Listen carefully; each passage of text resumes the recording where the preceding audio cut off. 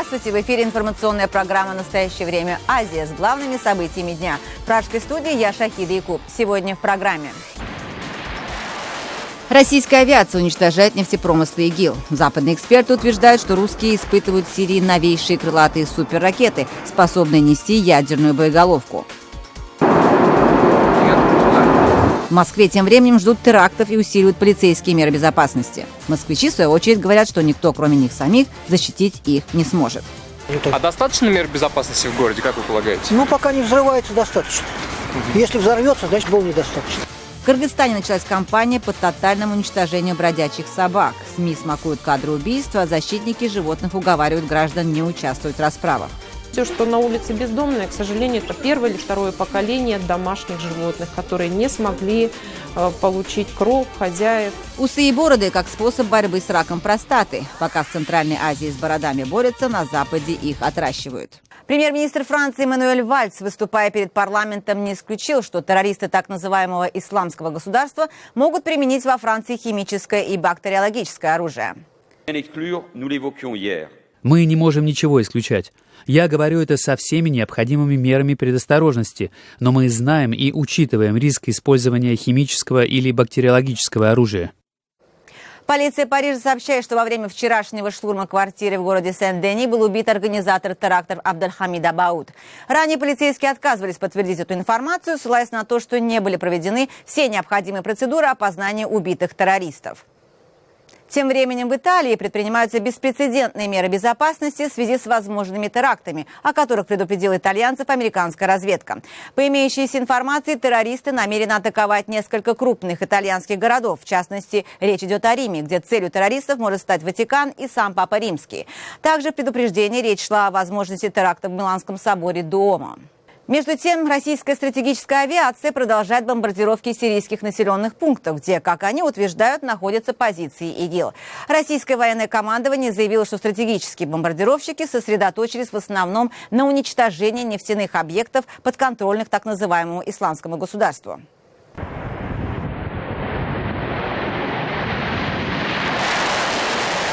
Использование стратегических бомбардировщиков позволяет России доносить более мощные удары с применением большего количества бомб. Если обычный бомбардировщик несет на себе 2-3 мощные бомбы, то стратегический в несколько раз больше. Западные эксперты считают, что применение стратегической авиации против вооруженных стрелковым оружием боевиков не оправдано. Вы видите кадры, которые распространяет российское военное ведомство. Здесь видно, как бомбы попадают в колонны нефтевозов исламского государства. А вот авиаудар нанесен по нефтехранилищам. Расположение этих объектов российскими военными не сообщается. Ранее власти России заявили, что исламисты имеют хорошо отлаженную систему продажи нефти, что приносит им около 50 миллионов долларов в месяц. Британские военные эксперты заявляют, что Россия использует сирийский конфликт для испытания новейших видов вооружений. В частности, они опоздали на кадрах пуска крылатых ракет со стратегических бомбардировщиков сверхновую крылатую ракету Х-101, которая ранее нигде не применялась. Ракеты Х-101, со слов российских военных, поразили цели в городах Алеппо и Идлиб. Вы видите ролик российских ВВС, который называется «Нанесение высокоточного удара новейшей крылатой ракеты». По мнению британских экспертов, ракетоносец Ту-160 сбрасывает именно крылатую ракету Х-101. В считанные минуты эта ракета может быть оснащена ядерной боевой частью. Тем временем к сирийским берегам подходит французский авианосец «Шарль де Голль», на борту которого находится свыше 40 самолетов. Французские власти заявляют, что теперь ВВС Франции смогут в разы увеличить количество авиаударов по Сирии. Эта операция, возможно, будет проводиться во взаимодействии с российским флотом. На кадрах, которые вы видите, французские ВВС наносят удары по штаб-квартире ИГИЛа в Сирии и городу Ракка. Для этого используются сверхмощные бомбы. И представители французских ВВС заявляют, что им удается успешно поражать бункеры и хорошо укрепленные позиции боевиков ИГИЛ. Интенсивность авиаударов резко увеличили американские военные. В основном они бомбят позиции ИГИЛ в Северном Ираке, поддерживая с воздуха отряды ополчения курдов Пешмерга. Поток беженцев в Европу с Ближнего Востока нарастает. Об этом говорят организации, занимающиеся мониторингом. Западные СМИ предполагают, что выдавливание беженцев из Сирии – это намеренная стратегия ИГИЛ. После парижских терактов отношение к беженцам стало меняться в худшую сторону. Масло в огонь подливают правые и ультраправые политики, которые пытаются сыграть на ситуации. Последние несколько дней резко активизировалась французская крайне правая партия «Национальный фронт» во главе с Мари Ле Пен, которая сделала уже несколько заявлений по поводу беженцев. Пока поддержки в обществе такая резкая позиция не находит. Ультраправая партия Франции «Национальный фронт», ожидающая значительного укрепления своих позиций на грядущих региональных выборах, не замедлила отреагировать. Распространение этих мигрантов по деревням и городам Франции может вызвать опасения существования террористов, которые воспользуются передвижением населения, чтобы нанести удар не только по сердцу столицы, но и по другим французским городам. Польша, недавно одержавшая победу консервативная партия «Право и справедливость», предупредила, что может вывести Варшаву из договора, накладывающего обязательства по приему беженцев. Мы будем принимать их только если у нас будут гарантии безопасности. Это ключевое условие. Сегодня этот вопрос актуален во всей Европе. Брюссель, в свою очередь, предупредил об опасности слияния террористической угрозы с миграционным кризисом. Обвинять их будет означать, что мы называем виновниками самих жертв. И это последнее, что мы должны делать. Аналитики отмечают при этом, что большинство нападавших в Париже были гражданами стран Европейского Союза. Если исламское государство действительно хочет осуществлять нападения на Западе, то у них нет необходимости импортировать терроризм с беженцами. Они уже могут вербовать внутри нашего общества. Правозащитная организация «Международная амнистия» предупреждает об опасности рефлексивной реакции. Необходимо, чтобы лидеры поддерживали нашу безопасность без насилия и нарушения прав тех, кто нуждается в защите. Ирония состоит в том, что люди, которых обвиняют в создании этой ситуации, сами бежали от подобного терроризма, насилия и ужасов. Специалисты по безопасности отмечают, что исламское государство, скорее всего, ставит перед собой цель с помощью теракта в Париже усилить напряженность по поводу миграционного кризиса в Европе. Судьба беженцев из Сирии и Афганистана, попавших даже в самые богатые европейские страны, отнюдь не так легка, как это может показаться на первый взгляд. О том, как складывается жизнь вынужденных переселенцев на чужбине, казавшейся землей обетованной, в материале Тимура Олевского. Единственный пограничный пункт между Норвегией и Россией испытывает настоящий бум мигрантов из Ближнего Востока. За последний год число беженцев увеличилось с 10 до 4 тысяч человек. Власти Норвегии даже заподозрили Россию в провокации. Они утверждают, что в соседнюю Финляндию из России мигранты не едут, потому что эта страна не входит в НАТО, а Норвегия расплачивается и за это, и за то, что присоединилась к антироссийским санкциям. Так говорит и местная пресса. Мы одна семья. Многие люди хотят убежать, чтобы спастись. Многие используют Турцию, чтобы перебраться в Европу. Теперь появился новый маршрут через Россию. У меня есть 2 детей. Я боюсь за их безопасность. Переход через российскую границу был самым опасным. Просто так пересечь границу беженцы не могут. По правилам этого нельзя делать пешком, поэтому они вынуждены покупать велосипеды. Мой коллега Денис Синяков, который снимал эти кадры, утверждает, что раньше навьюченным вещами людям приходилось ехать 20 километров. Сейчас правила стали проще. В седле нужно проехать только последний километр до границы. Купленные за $300-500 велосипеды – это просто чертова обуза для семьи с детьми. Тащит мать этот велик, а ее 2-летний ребенок все время отстает и плачет. Взять на руки она его не может, потому как еще и чемодан прет. И все они шли с велосипедами. Таковы российские правила. Они пересекли границу с велосипедами и бросили их здесь. Эти велосипеды запрещены для езды по Норвегии, потому что у них нет тормозов на передних колесах. Большинство — это уже детские модели. Иммигранты скупили все подержанные велосипеды в Мурманской области. С начала сентября к нам пришло 150 беженцев, а сейчас у нас 4600 беженцев. Сначала приезжали только сирийцы, а сейчас в основном афганцы. Российские власти говорят, что они не могут препятствовать тем, кто хочет уехать из России. Многие из тех, которые приехали, возмущены, потому что их ввели в заблуждение. Им говорили, что вас оформят в гостиницу, а в Киркенесе их отвозят в лагерь, где еще сотни таких же беженцев. Многие из тех, кто приезжают, не представляют, что их ожидает в Норвегии. Они думают, что здесь все открыто и просто.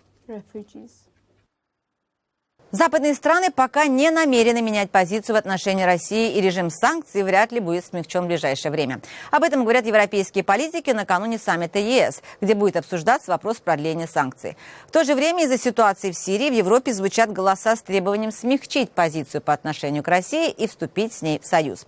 Я поговорила об этом с редактором британского журнала The Economist Эдвардом Люкасом. Я боюсь немножко, что они думают, что Россия стала партнером для Запада в Сирии. И, по-моему, ситуация совсем другая, что асадский режим собирает террористов, и пока нет альтернативы для суннистов в Сирии, мира не будет и победы против исламистов. У Путина нет ответов для наших проблем. Что исламисты существуют, есть симптом опрессии, диктатуры Асада. И главный партнер для Асада был, конечно, Кремль. Значит, без Асада таких террористов не будет. И, по-моему, что мы должны делать, нажмить Путина и сказать, что надо поменять режим в Сирии. Конечно, алавиты дальше будет, но без Асада. По-моему, Путин видел слабость Запада, что Запад в кризис не только после терактов в Париже и даже раньше. Путин, как хороший чекист, его профессиональная специальность найти слабости на другой стороне. И он видел слабость Запада, и теперь он хочет использовать эту слабость. Я очень беспокоюсь, что вопрос Украины теперь на второй подъеме нет приоритета для нас. И это тоже симптом наших слабостей. И, по-моему, самый важный у нас вопрос, есть у нас воля защитить нашу цивилизацию, потому что мы проиграем конфликты с террористами не потому, что мы слабые, но потому, что у нас слабая воля. По-моему, после конца холодной войны мы забыли, что у нас пункты слабости. Например, финансы. Мы думали, что самый важный приоритет в жизни просто собирать прибыль. И это значит, что путинский режим и режим в Саудовской Аравии и другие криминалы в всем мире смогли чистить их деньги в Сити, в Лондон и в других финансовых центрах. Мы стали сотрудниками их режима. Путинский режим не собирали их деньги в России, как-то риск огромный, и нет управления закона и так далее. Они инвестировали в Сити, в Лондон, в Франкфурте, в Вене, в Нью-Йорке. И это большая вина на нашей стране. Второе, мы думали, что век пропаганды закончился, что нет проблем, не будет дальше проблем с пропагандой. И теперь мы видим, что есть пропаганда исламистов, есть путинская пропаганда. У нас нет ответа пока этого вопроса. И, по-моему, если мы хотим победить и защитить нашу цивилизацию, надо придумать, какие наши приоритеты, что мы готовы платить за цивилизацию. В Москве в связи с угрозами запрещенной в России группировки «Исламское государство» усилены меры безопасности. На улицы города вышли дополнительные наряды полиции. Сотрудники ОМОН проверяют людей на входе в метро. Безопасность на транспорте – первоочередная задача сотрудников правопорядка, заявил начальник московской полиции Анатолий Якунин. Усилена охрана вокзалов, аэропортов, междугородных автобусных станций. В театрах, клубах, парках и других местах скопления людей также введены повышенные меры безопасности. Наш корреспондент Вадим Кондаков вышел на улицы Москвы, чтобы пообщаться с жителями города. Чувствуют ли они себя в безопасности? Чувствуете ли себя в безопасности в Москве сейчас? Я не москвич. А вы? Чувствую. Вот такая ситуация в стране, а в метро полиции мало, очень мало. Вы себя в безопасности чувствуете? Я да. Да? То есть не боитесь ни терактов, ни террористов, ни всяких... Что суждено, того не миновать. Я вообще в опасности себя не чувствую, скажем так. А не хотели бы, чтобы больше полиции было, рамок, металлоискателей в магазинах? Мне и так хватает. Я сам себя веду аккуратнее. Да? Да. А каким образом? Ну как? Оглядываетесь по сторонам? Не подхожу к разным брошенным вещам. Не подходите, а звоните да. при этом куда-нибудь? Ну, если телефон с собой звоню, а если нет, то не звоню тогда. А достаточно мер безопасности в городе, как вы полагаете? Ну, пока не взрывается, достаточно. Если взорвется, значит, было недостаточно. Мы стараемся не посещать какие-то торговые центры. Как бы здесь мы чувствуем себя в безопасности. Хотели бы, чтобы вас охраняли более тщательно? Да, пожалуй, возможно. Потому что, в связи и с самолетом, с терактом, и с Парижем, хотелось бы, чтобы больше за этим следили. Больше сотрудников как-то, больше безопасности. В чем заключается усиление мер безопасности в Москве сейчас? Предотвращение террористических актов. Вы следите за подозрительными людьми, так? А каким образом? Вы кого-то вычленяете из толпы? Как это делается? У нас есть, Нельзя снимать? Всегда хорошо чуть побольше. А вы готовы поступиться частью своих свобод ради безопасности? Нет, я не чувствую, что я должен поступаться своими свободами. Я согласна, даже если бы меня проверили, я бы не была бы против. Ради только того, чтобы жизни были сохранены. И дети, и все были живы и здоровы в этой нашей прекрасной стране. Спасибо. Всего хорошего. Далее в программе.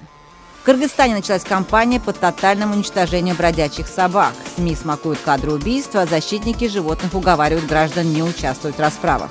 Все, что на улице бездомные, к сожалению, это первое или второе поколение домашних животных, которые не смогли получить кров, хозяев. Усы и бороды как способ борьбы с раком простаты. Пока в Центральной Азии с бородами борются, на Западе их отращивают. В Кыргызстане началась стихийная кампания по истреблению бездомных собак. Это случилось после того, как в городе Ош на юге страны бешеная собака искусала ребенка. СМИ смакуют подробности рейдов против собак, а защитники животных бьют тревогу. Подробности репортажа Жибек Бегалиевой. Это удар либо камнем, либо палкой, то есть ей пробили череп. Этот глаз у нее не видит.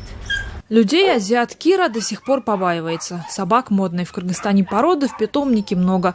Вот недоверчиво из будки смотрит другая овчарка. Уши у собаки прожжены сигаретами. В каких условиях жили животные, даже подумать страшно. Собаку подобрали на улице в крайне истощенном состоянии. Истощенная, обезвоженная, от нее шел крупный запах. Еще сложнее, когда помочь им уже нельзя. Это пес после автотравмы. Скорее всего, перелом позвоночника, то есть пес наверное, на эвтаназию. В единственном в Бишкеке питомнике для собак сейчас около 40 животных. Часть из них привезены из разных районов на стерилизацию, часть ждут новых хозяев, а часть останется здесь навсегда. Маленький рыжий собачка. Тигр Львович его. Собрать всех бездомных собак Алла и не мечтает. Слишком их много, да и проблему это не решит. Стерилизация – вот единственный способ сократить количество бездомных животных. Однако кыргызстанцы делают это крайне неохотно. Все, что на улице бездомные, к сожалению, это первое или второе поколение домашних животных, которые не смогли получить кров, хозяев. В ветеринарных клиниках в последние дни аврал. Раненых и искалеченных собак несут отовсюду. После того, как на юге республики от укуса бешеной собаки скончалась 3-летняя девочка, городские службы республики объявили бродячим собакам настоящую войну. Местные телеканалы такие рейды освещают очень детально, без купюр и цензуры. Мы по понятным соображениям такие кадры закрываем. Белка, как привыкла, не тявкнула, ничего. Хвостом завиляла, вышла навстречу. Взяли, убили. О том, как незнакомый мужчина в сопровождении людей с ружьем застрелил их дворовую собаку, дочь Ирины Копцевой рассказала в Фейсбуке. Подъехал, вышел из машины, за ним тазалык с ружьем. Мы увидели, что и целенаправленно в этот угол. Мы говорим, не трогайте белку, у нее щенята, вы что, это наша собака дворовая. Растолкав женщин, мужчина белку застрелил. Собака, по его словам, укусила его дочку. Просто так вот и из-под тишка никогда не лаяла, никогда не кусалась. Была мирная, хорошая собака. Мы кормили ее каждый день, играли с ней. Она охраняла нас. Было ли нападение собаки на девочку, непонятно. Зато понятно, что ответственность в случае чего, даже коллективную, никто бы не понес. Щенков, оставшихся без матери, так и не разобрали. 2 из них, видимо, останутся зимовать в этой трубе. Жибек Бегалиева, Азат Интумаков. Настоящее время. Бишкек, Кыргызстан. В непризнанной ДНР разразился бензиновый кризис. Большинство заправок в Донецке и его окрестностях закрыты. А заправиться на территории подконтрольной Украины с некоторых пор стало невозможно. Подробности репортажа Рейтер рассказывает Алена Островская. В Донецке заканчивается бензин. Большинство заправок в городе и его окрестностях закрыты. Жители жалуются, что работники бензоколонок не могут сказать, когда появится топливо. Вот провезут, будет, отвечают. И все. Перебои очень сильные. Таксист Александр припарковал свою машину возле заправки. Возить пассажиров он все равно не может. Я не работаю, бензин нет, стоит машина. Стоите? Да, а если бензин нет, то как можно работать? Руководство самопровозглашенной республики во всех своих бедах обвиняет киевские власти, которые ужесточили контроль на пограничных пропускных пунктах. Раньше местные водители ездили заправляться на подконтрольную украинскому правительству территорию. Теперь они лишены этой возможности. В результате область полностью зависит от поставок из России. В В самой же Украине население возвращается к дровяному отоплению своих домов. Газ из-за своей дороговизны недоступен большинству сельских жителей. Единственный способ перезимовать – жечь дрова в простых печках. В таких местах побывала Ирина Кононенко. Когда житель села Убари в Ровенской области Роман Ковцуняк строил дом, то надеялся, что в нем будет не только уютно, но и тепло. Только вот сейчас о тепле Роману приходится мечтать и дальше. Чтобы израсходовать меньше газа при обогреве дома, приходится экономить. А я включаю частково. Тут півкімнати в мене включено. Я отапливаю дом частично. Вот здесь полкомнаты. Пока на улице не сильно холодно, мне хватает. Если бы я платил, как все, без льгот, то было бы очень дорого. 1700-1800 гривен. А пенсия у меня 1700. Таких сел в Украине больше 20 тысяч. Их жители уже давно привыкли, что вода течет не из крана, а достается из колодца. Ведь водопровод делать дорого. А вот газ для селян с апреля этого года вообще не по карману. Отсюда до Киева 80 километров. Но вместе с асфальтом здесь также заканчивается и городская цивилизация. Сергей Кольцов 2 года назад из шумного Киева переехал в село Ивановка. Я думаю, что здесь мне хватит вот этих дровишек, может быть, на месяц. На месяц. А потом зимой тоже вот ты рубите? Ну, я буду подвозить дрова. Приводить в рабочее состояние грубу мужчина начал еще с зимы прошлого года, когда понял, что за обогрев всего дома можно платить минимум в 2 раза меньше. Вот ой, тут аж жарко. Это я вчера топил, она до сих пор жарко. А вот что было тепло в остальной части дома, Сергей реставрирует настоящую русскую печь. Я хочу ее сделать, чтобы она была функциональная, как положено. То есть на ней можно будет там лежать, можно будет лежанка, как будто да. настоящая. Конечно, да. Именно лежать и греться. На претензии украинцев правительство разводит руками. Ведь российский газ для страны только дорожает. Да и одно из требований МВФ при выделении кредита в Украине в разы увеличение тарифов. Поэтому приходится выкручиваться населению страны кто как может. Ирина Кононенко, Аскольд Серко. Настоящее время. Киев. Пока в странах Центральной Азии власти борются с бородами своих граждан, во многих западных странах набирает силу движение по отращиванию бород и усов Movember, небритость или по-русски усабрь, как способ победить рак. Это ежегодная акция, по случаю которой мужчины не бреются в течение всего ноября. Роман Мамонов.